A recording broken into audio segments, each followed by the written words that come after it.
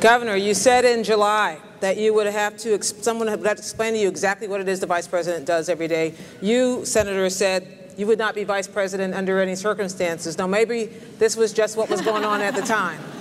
But tell us now, looking forward, what it is that you think the vice presidency is worth now. Okay, in my comment there, it was a lame attempt at a joke, and yours was a lame attempt at a joke too, I guess, because nobody got it. Of course we know what a vice president does. They didn't get yours or mine. Either. Which one didn't they get? Mine. No.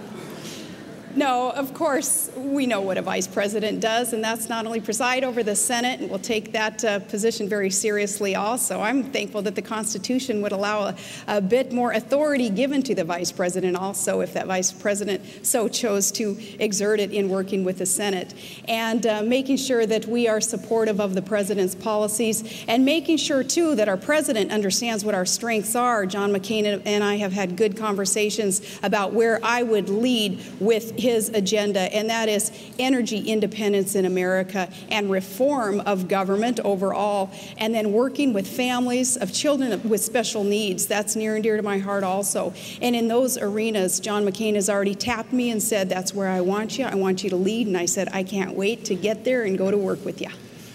Senator. Gwen, I hope we'll get back to education, because I don't know any government program that John is supporting, not early education, more money for it. The reason No Child Left Behind was the money was left behind. We didn't fund it. But we can get back to that, I assume.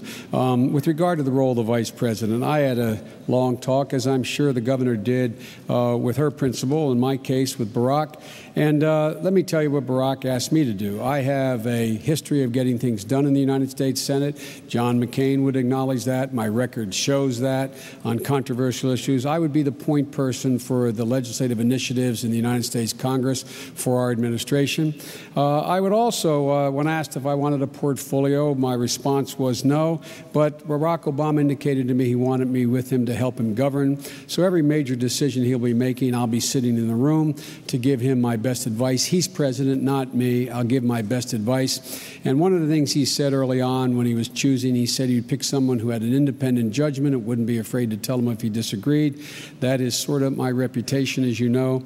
So I look forward to working with Barack and playing a very constructive role in his presidency, bringing about the kind of change this country needs.